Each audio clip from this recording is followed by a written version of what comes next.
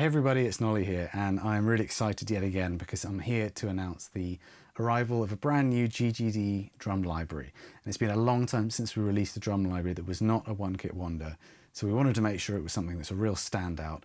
And I'm so pleased to say that we managed to get one of the absolute best drummers in the world to collaborate with us in creating the GGD Benny Greb Signature Drum Library. Now, if you're a drummer, you've probably already heard of Benny Greb. If you haven't heard of Benny, I suggest you go do a quick Google, check him out on YouTube. He is an absolutely phenomenal drummer. He is definitely one of the best in the world, one of the darlings of the drum industry. He's got incredible technique, he's got amazing feel, and he's just thought so much about drumming as a topic. He's an incredible educator. Perhaps that's one of the things he's most known for, actually, is his ability to communicate and educate, the way he thinks about feel, the way he thinks about the philosophy of drumming in general. And perhaps most importantly for this product, he's someone that has developed a very unique, iconic drum sound, which is made up of a very interesting collection of drums and cymbals, many of which are signature items that are tuned in interesting ways and have interesting sonic properties that allow Benny to cover a huge range of styles with his kit. Furthermore, he's worked with the same sound engineer for a couple of decades now to develop this sound in the studio. And what we did here with GGD is we did this absolutely as authentically as possible. We travelled out to Bavaria to oversee the recording of this drum sample session with Benny and his engineer Sven, which was an amazing session. I was there to oversee, but to be honest, they very quickly took it away and took it to new heights that we didn't even know would be possible. The level of detail these guys went to with the engineering, especially with the actual sampling process, were unreal. There's some real feats of endurance and concentration involved, and Benny sampled his drums and cymbals with far more articulations and dynamic levels than we've ever featured in a GGD product to date. So how would you define Benny's sound? Well, it's something kind of difficult to pin down because just by nature, it's a collection of drums and cymbals that are put together to be able to cover a lot of sonic ground. But one thing they all have in common is this kind of dark, deep, warm, earthy kind of sound. Very complex sounding cymbals that are kind of dark with a short decay. Those are his signature Meinls that he developed with Meinl. He's got a range of kind of more traditional crashes, as well as some very, very percussive little kind of mini hats that we've sampled as well. The actual drum kit itself doesn't feature that many drums. It's got a bass drum, rack tom, which is a small 10-inch diameter, floor tom, which is a 16 tune, very low, like really kind of flappy and low, and that's very much part of the Benny kind of signature sound that many people are after. You've got his main snare drum, which is his signature Sonor snare, and then we also have a side snare drum, which is tuned very low with another head placed upside down on top of it to give this kind of 70s disco, kind of very almost lo-fi, deep snare sound. Benny really uses a lot of different. Well, he's very adventurous, very kind of experimental in how he uses his kit. So, we've sampled everything, or Benny sampled, hitting the hi-hat stand with his sticks, hitting the side of the floor tom for a sound he calls cascara for when he's doing kind of more Latin-style rhythms. All of the crashes and rides feature bell, tip, crash, and choke articulations because he told me during the session he basically sees all of them as just cymbals. Like, he doesn't really think too much about whether they're crashes or rides. It's just a continuum of sounds, and he'll use any of them if they sound good for the part as a ride or as a crash. And then we've actually got kind of three very short, snappy sounds in his main stack and these two mini hats. And then we've got a pair of hi-hats which are sampled in outrageous detail, including shoulder and tip hits on the bell for every stage of opened and closedness. So finally, on top of that, actually, I should mention, Benny also sampled his Meinl double shaker that he uses on pretty much every track. It's kind of just buried in there as part of keeping the groove going, and also a cowbell that he used. So essentially, every sound that Benny uses is captured within this kit. On top of his main kit, we also sampled a jazz kit. So that's basically a different bass drum, rack tom and floor tom, all of which very high tuned. So it's a little 18-inch bass drum. It's got actually a larger rack tom, but tuned super high, and a very, very high tuned 14-inch floor tom. So let's dive in by, first of all, just checking out the default state of this kit when it's loaded up. I'm going to use the MIDI which was programmed by Joe from GGD. He put together an incredible track for this Benny Greb library. So I've just pulled that into a new session here so that we can check it out with the raw sounds from the kit. And I've just put a limiter on the master bus so that it's loud enough.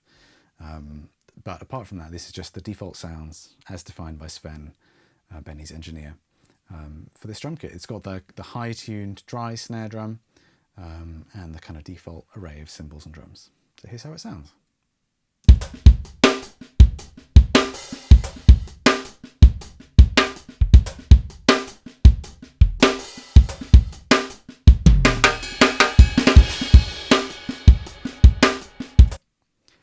So right away, I think you can get a bit of a feel for the space that these drums were recorded in.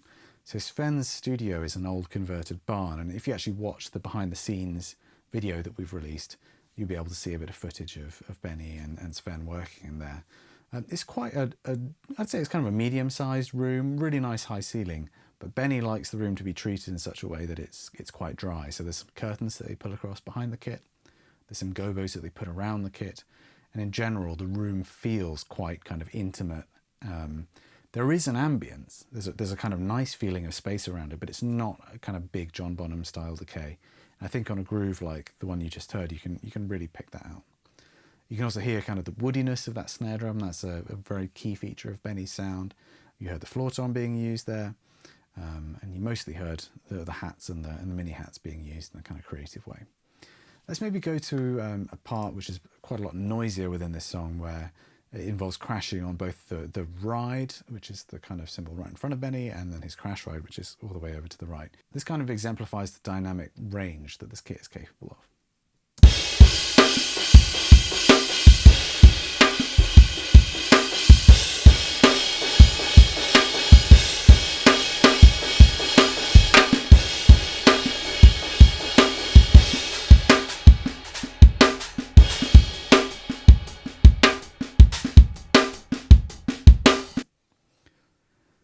What I love about this is it just really sounds like Benny. Going into this session, Benny pretty much warned us in advance that he hasn't found any software, any drum libraries, any electronic drum kits that sound real to him. So that very much raised the bar, set the bar to what we needed to deliver to him for him to be happy with the product. And I think, I can speak for him in saying that he is incredibly satisfied with how well this represents his drumming style. There is a kind of sense of just kind of how separated, but at the same time, how coherent everything sounds within the kit. And that's testament to the variety of instruments that Benny's designed and arranged into this kit, as well as the space it's recorded in and the way that he plays the drums as well. I should say that during sampling, we had the whole kit set up just as though you were recording for an actual session.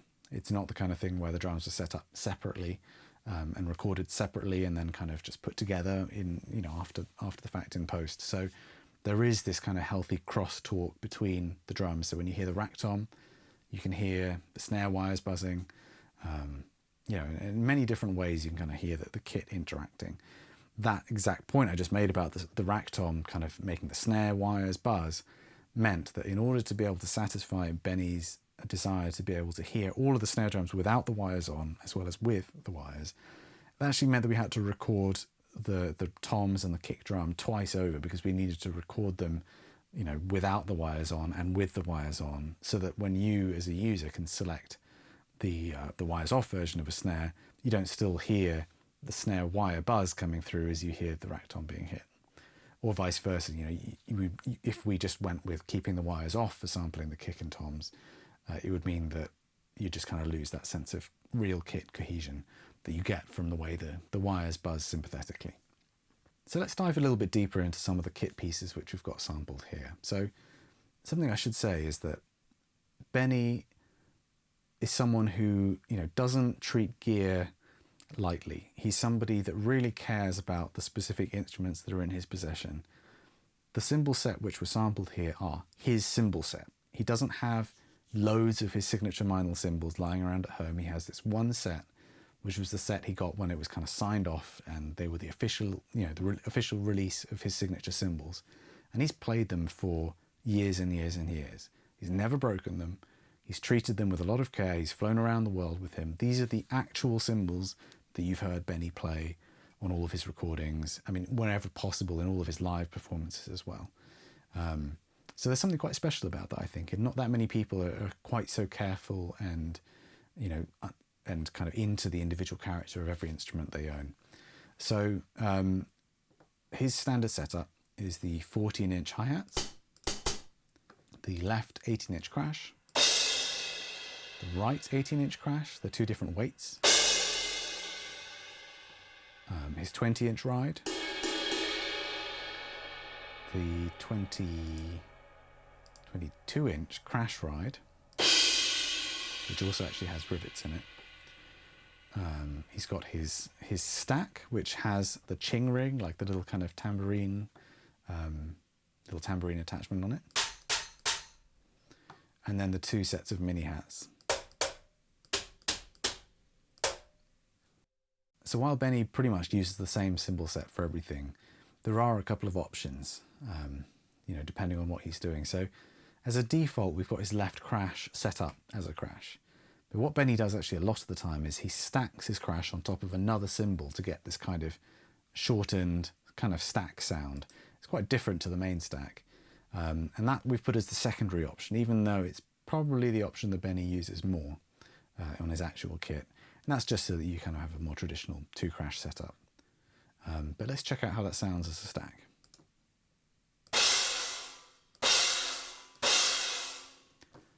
So maybe you can understand why we didn't make that the default option, because I think for some people that might not be what they want as their left crash sound. However, Benny uses that, you know, to an amazing effect within his playing. I should say that, you know, for visual's sake, we've put the little splash cymbal on top of the crash cymbal, but the way that Benny plays it is actually underneath. So we also sampled two sets of hi-hats.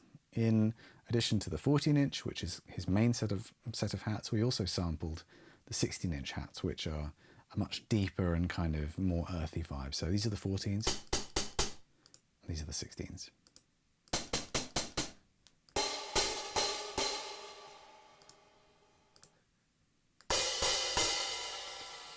So two very distinct options there. So if we move to the drums, there's a few more options here. Let's just go through some of those. So the snare drum is where you've got the most options. We sampled both Benny's signature beech wood snare drum and his brass snare drum as well. When we did this session, it was actually just before COVID hit. It was the end of 2019. These kind of version 2s of his very successful signature drum hadn't yet been released, so Benny, you know, was able to show us these kind of pre-production prototypes, which are the ones that we sampled. They're very similar to the previous iteration. However, they've got an internal muffling system, as well as the option to have a metal shell. Now, I should say all of the tuning and head choices and engineering, that was all Benny and Sven. So we were really just there to make sure that they captured Benny's sound correctly for our system, for our implementation.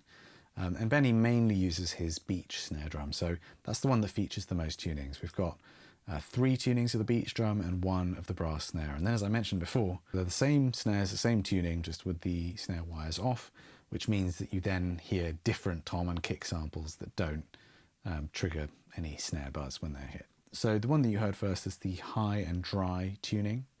I'll just show you, I'll just click it a little bit so that you can hear that again.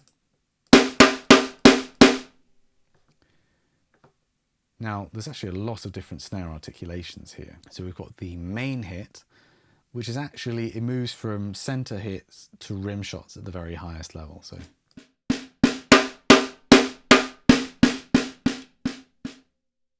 he also sampled rim shots at a whole load of dynamic levels. And if you're a drummer, you'll know how hard it is to hit a perfect rim shot, you know, when your stick's only moving less than a centimeter off the rim. But Benny really persevered to get all of that right.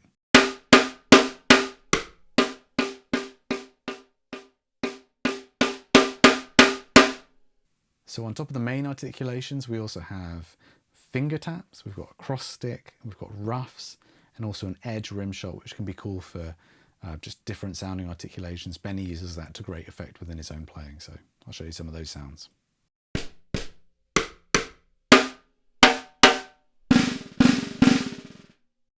So let's go through and check out the different snare tuning. So Benny sampled the beach snare in the high dry tuning that we've been hearing already. He also tuned it a lot lower and kept it very dry. And he tuned it really high and let it ring out a lot, and that's the low dry and high ring options.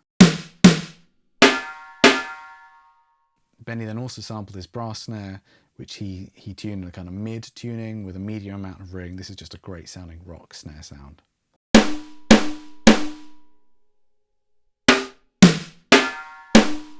And then the same thing without the wires on.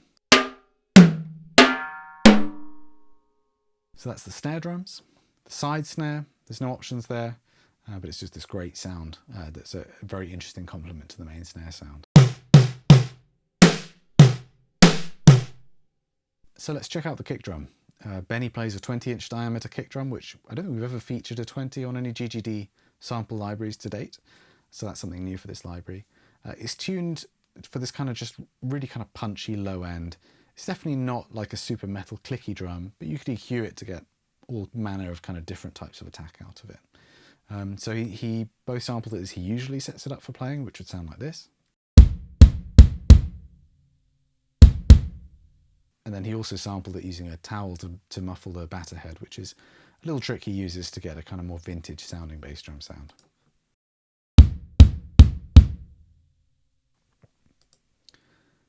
Then we move into the jazz kick, which is this 16-inch kick. I think I said earlier it was an 18, it's a 16. So this is a very different kind of thing altogether. I'll show you what that sounds like. And then similarly with the towel on it. So that's quite a different thing altogether. That's a sound which Benny uses both for playing actual jazz and also for doing kind of lo-fi breaks within his music as well. Let's go to the toms. So Benny's quite famous for this very kind of musical sounding rack tom. He's a 10-inch rack tom, tuned, I mean, I wouldn't say high, but a bit higher than I would normally tune a 10-inch. But you also have the option to go to this absolutely cranked 12-inch drum, which, as you can hear, is a lot kind of closer to what you'd expect out of maybe a snare drum with the wires off. And then let's go to the famous floor tom sound, which has got that kind of growl and really deep attack that he's well known for. But again, you can go to the jazz floor tom.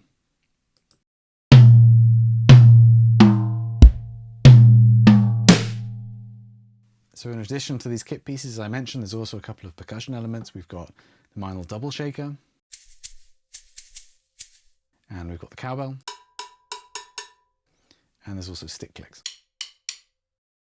And that just about rounds out the kit pieces which are available on offer here. So let's just move it back to the kind of more typical Benny setup, and let's go through the mixer pages. So the way that we lay things out at GGD for our major libraries is to have the main kit view is our kind of landing page, but then we have separate tabs for each kind of groupings of the instruments. So here on this page, you can see all the mixer channels which are associated with the kick drum. So we've got a kick sum, that's a sum of the in and out microphones placed, the close microphones on the kick drum. We've got 2 overhead channels, which is something which you're going to see throughout. We've got both a wide spaced pair of large diaphragm condensers, kind of a modern approach to recording overheads. But we've also got the OH GJ. Now GJ is short for Glyn Johns, he's a very iconic recording engineer from the 60s and 70s who recorded everybody from Led Zeppelin, the Beatles, the Who, the Rolling Stones.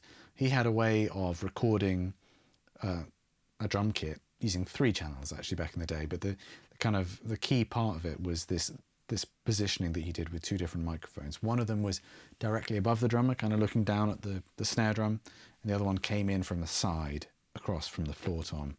And then you'd pan those slightly to each side to get this kind of kit image. Now, it doesn't give you the cymbal spread out in the way that you get with a spaced pair, which kind of gives you that natural representation. But what you do get is this incredible focus on the shells. It's kind of all about making the snare drum, the toms, sound really kind of punchy. And typically ribbon mics are used for that, and that's what Sven used for this session as well. So it's interesting to have that on a fader. You might not necessarily want that for your cymbal sounds, but you might find it's really interesting for supporting you know, the kick drum or the snare drum or the toms in the kind of middle of the mix, just to give them some extra weight. So that's the Glyn Johns overheads. And then we've got an assortment of room mics. We've got close, far, and mono. The mono being an SM57 pointing away from the kit, as though there was a vocalist in the room cutting vocals at the same time as the drums, which Benny and Sven say they often find that when they have that set up, when they're recording live for the band, the drums sound amazing through the vocal mic. So that was set up specifically for that purpose. And then there is the dirt mic, which is an old Sennheiser microphone placed kind of roughly in front of the drummer's, of Benny's right knee, his kick drum leg's knee. So it's kind of coming in over the kick drum, pointing at the bottom of the snare, and it's kind of getting a bit of everything of the kit. But because it's this kind of old microphone, it has this kind of interesting kind of ratty character to it that Sven loves to distort and compress and blend that in under the mix, and that's kind of a key part of Benny's sound. So from the overheads through to the dirt mic, you're going to see these channels on every single page within the mixer. So for the snare drum, you've got snare top and snare bottom, very normal. Interestingly, Sven actually used a condenser mic, an Earthworks microphone on the snare top. And the snare bottom he placed perhaps a little bit further away than I typically would. It's getting a kind of a more holistic image of the snare drum than I typically get from my snare bottom. So that's an interesting thing to check out. If I play the groove from this song and kind of solo off that, I think you'll see what I mean.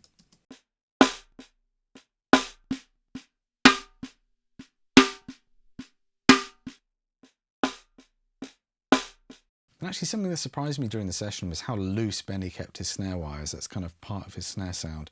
So a lot kind of looser, you know, very noticeable in person. Kind of, you get that kind of wet sound on the attack instead of a kind of short, snappy sound from the wires. It's kind of, you can tell there's quite a lot of movement on the wires when the drums struck. So that was interesting to hear. And then we've got the same assortment of overheads, rooms, and dirt mic. Side snare was only mic'd from the top with a Bayer Dynamic microphone. I guess, you know, it's all about the kind of low end of that particular drum. Then again, same microphones for the overheads and rooms. The toms, these were both mic'd with actually clipped-on microphones, which, you know, more typically used in a live application, but that's part of Benny and Sven's sound.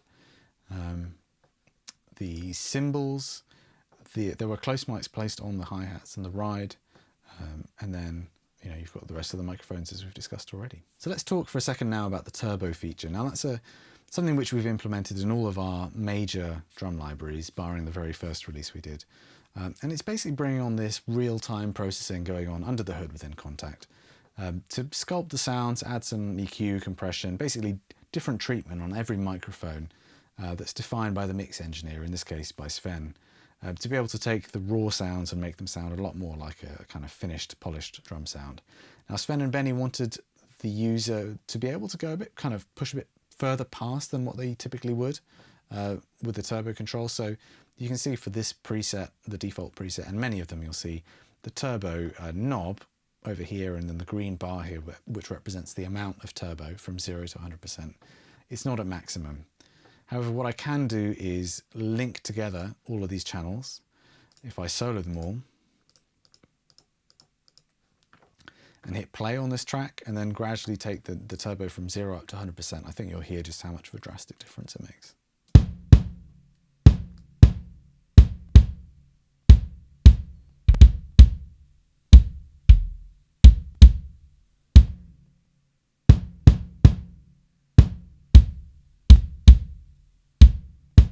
So there, as you can hear, the turbo does quite a lot to shape that kick drum sound. Now, using turbo does unfortunately put a bit of a strain on your CPU because it's all real-time processing happening within Kontakt, but it does get you a lot closer to that final sound. However, you might well feel like you would rather process it yourself outside of Kontakt, and you'll find that it uses up a little bit less CPU power that way. Maybe let's check out what turbo does on some of the other microphones as well. So here it is on the snare drum.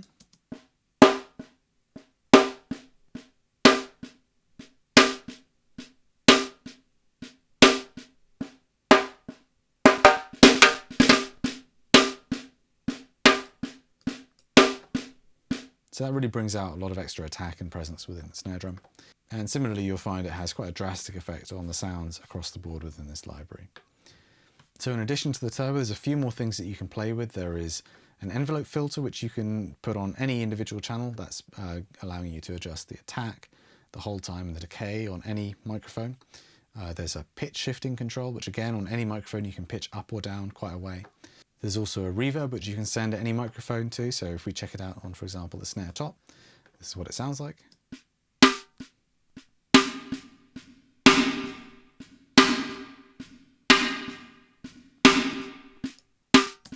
This is a really great sounding kind of drum reverb there that you can try on lots of different elements.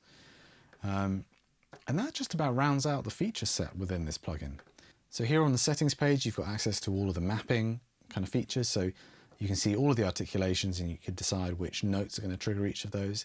You can see the sheer number of articulations that were captured here. Look at the hi-hats. I mean, it goes all the way from this tight tip here to open tap on the top of the stand. Just, you know, insane amount of different articulations that meant that we actually needed to spread the articulations over 2 pages to get to the end. You can also adjust a global or individual velocity curve so that your MIDI doesn't track exactly to a linear output in terms of intensity from the plugin. And then there's the cymbal mixer control, which allows you to adjust the individual levels of the cymbals in the overheads. So this is something you couldn't do in real life. This is basically, you know, rebalancing the cymbals and the overheads after the fact. So you can see here for Sven's preset that he's made as the default, he's brought down the hi-hats in the overheads, which lots of engineers complain about the volume of hi-hats. You know, find that to be a really useful little thing that you can do in a plugin that you can't do in real life. You could also, for example, bring up the crasher hats and the mini hats, those 2 little kind of percussive stacks if you found they weren't cutting through enough, although I think they do. Yeah, there's just lots of different options here, and you can do that for the both sets of overheads, for both the 3 sets of room and the dirt mic as well. There's also a groove player, which allows you to check out all sorts of interesting drum parts which have been written in MIDI by some amazing drummers for us. There's a couple for you to kind of check out and see the kind of vibe from Anoop and Matt. But if you were to go to our website, you'll find quite a range of different MIDI packs out there that could be just the jumping off point you need for your songwriting, if you're not a drummer especially. So that's about it. I think that is basically every feature within the Benny Greb library. There's not much else to say apart from I really hope that you enjoy using it, that you find some interesting musical avenues to explore with this kit. You know, personally, it's super cool to be putting a product out there that I didn't engineer or didn't tune the drums.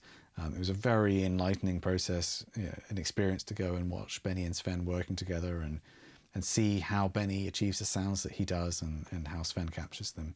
And I think the result is a very unique sounding drum sample library that's, you know, very usable for everything from jazz to funk, you know, talking real jazz, real funk, through to pop stuff. And then as you'll hear in some of the demos, you know, it's also very appropriate for a kind of more organic sounding progressive music.